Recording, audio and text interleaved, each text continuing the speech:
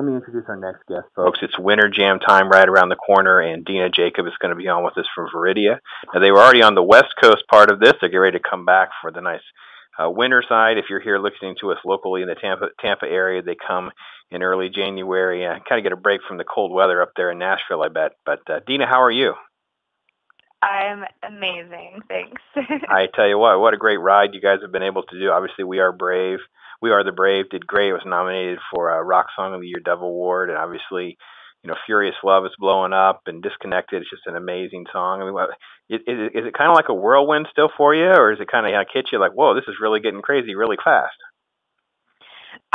Yeah, it's definitely kind of chaotic. It seems like for songs that took, almost a year to kind of put together, and then all of a sudden to just allow the audience to listen to it, and it has been overwhelmingly. I'm just been completely grateful for everyone that's just been so supportive and have actually connected to these songs. Like, that was the whole reason they were created in the first place. So it's an honor.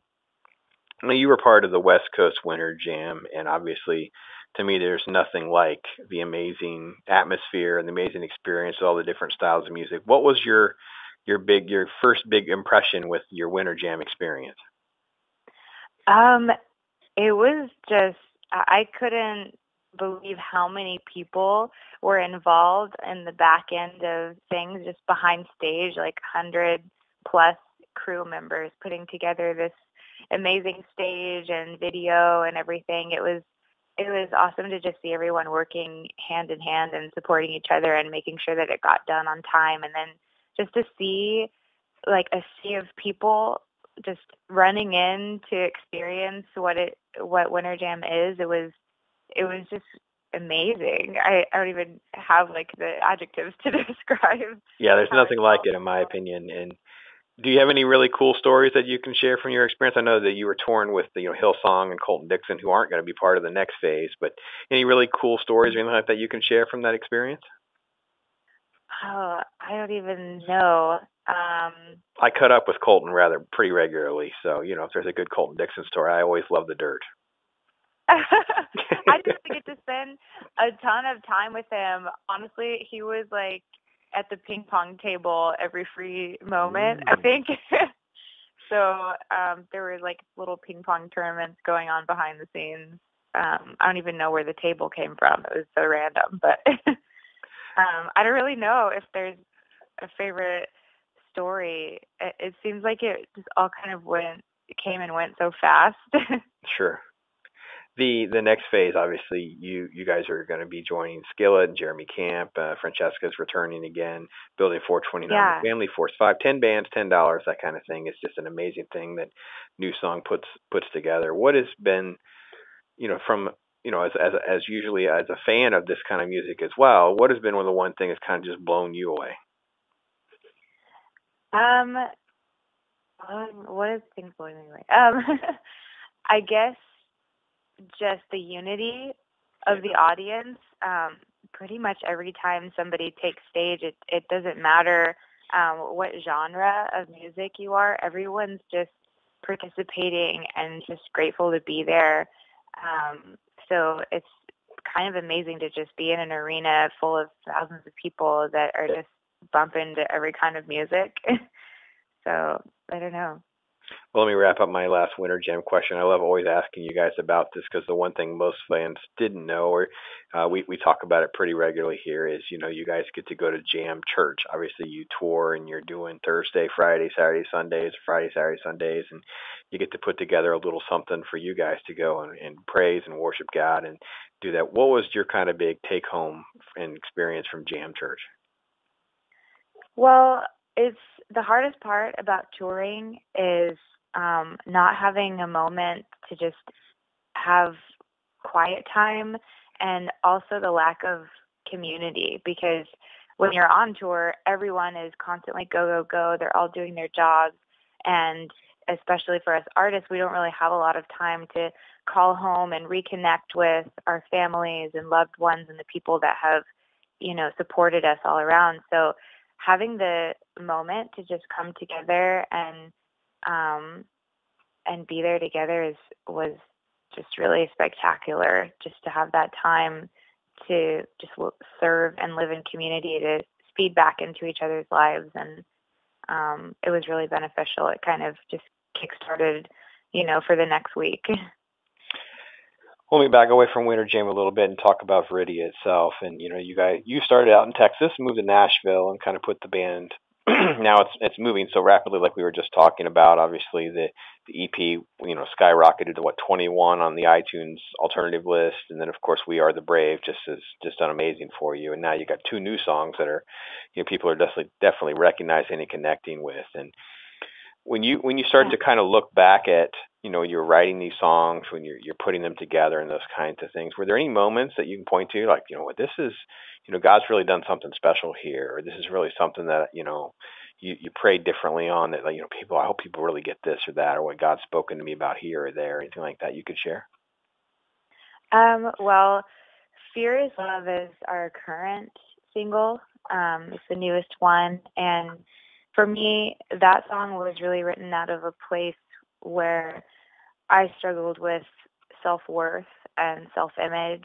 It's something that I've dealt with long before, like in junior high and teenhood, where everyone is sort of figuring out who they are and what they stand for. And that song was just written from a place in my heart where I finally realized that I don't have to prove myself to the world. I don't need everyone else's approval, because I was created perfectly imperfect. I was created flaws and all, and I should be grateful for those things, because those are what keep me set apart from the world. I'm independent. I'm beautiful the way that I am, and I know that a lot of people don't look at me as an artist and see that I have like these issues, but that's the reason I wrote the song, is because I want people to be able to come and listen to it and be able to relate and know that, wow, like somebody's doing what they've always dreamt of doing, and they've overcome the issues that they've dealt with. And obviously I still struggle with it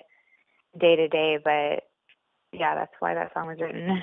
Well, you're not alone, and I thank you for your transparency, because I think that many artists, have the similar struggles. I know Plum has been on our show. We've talked to her about it. Tiffany, of course, she wrote a whole new book and new CD that kind of expounds on her issues and things that she's overcome. And it is kind of what makes you special, and we have to embrace that. And I think it's great to see it manifest itself in a song like this, because it can connect with so many more people. And that's a great testimony. Thank you for sharing that. And we look ahead to 2015, of course. I know you guys are talking about, you're going to be back writing, creating, that kind of thing. Can you describe your process? How do you, are you a journal keeper? Are you a laptop person? How do you sort of kind of work through this sort of preliminary phase? Yeah, definitely handwritten journals. Of course, I have my iPhone to jot down little melodies and rough song ideas, but something about the sentiment of handwriting your feelings just feels like more like it's coming from you, I guess. So that's where it all starts. And even in writing sessions, I love just handwriting ideas and collaborating with as many artists and fellow writers as possible. I think there's something so beautiful about coming together and just creating. I think it's an amazing process, being able to not just bounce ideas, but to be able to feel other people's emotions and connectivity to a certain idea or tormented moment or time of joy. I think it's just a really cool process. Deena Jakoub is way too humble, by the way. She's talking to me off air about writing a book and admiring the ability to write a book. Yeah, she kind of gives a soliloquy like that based on connecting with emotions or whatever. God bless you. That's just the sweetest thing. And I tell you, that just shows, how much God is working through you, is because it just shows that, this constant creative process of how he connects through you to do his work. And that is just an awesome thing and a great blessing to hear about. So, what else does Deena Jakoub like to do? You're kind of in between. Obviously, once we hit January, you're going to be running full speed. Yes. What do you like to do in the holidays, and how are you going to spend your December? Oh man, I'm definitely going back home to Dallas. I miss my family so much. I'm an only child, so super spoiled and ready to go home and just cook and bake and hang out. So that's something I'm definitely looking forward to. But in my free time and definitely close to the holidays, I love creating, obviously with writing and everything, but I also love creating with my hands. I love making things, building things, sewing, baking, all that kind of stuff. So I'm actually in the process of just like, redecorating and hand making gifts and everything. So yeah, I love that. An exciting time. Deena Jakoub of Veridia. Obviously, Winter Jam is coming, folks. We'll link to jamtour.com where you can get tickets and more information. If you're in the Central Florida area here, there's the big show here in Tampa. There is one in North Florida in Jacksonville. And Deena, that'll at least give you a little bit of break at the snow before it really gets rugged for you. That's what everybody always talks Yes. about is when they come to Tampa, at least it's it's usually nice. We've had rain and things like that from time to time. Have they talked to you about playing outside at all? Yeah, actually, we try to do that as much as possible.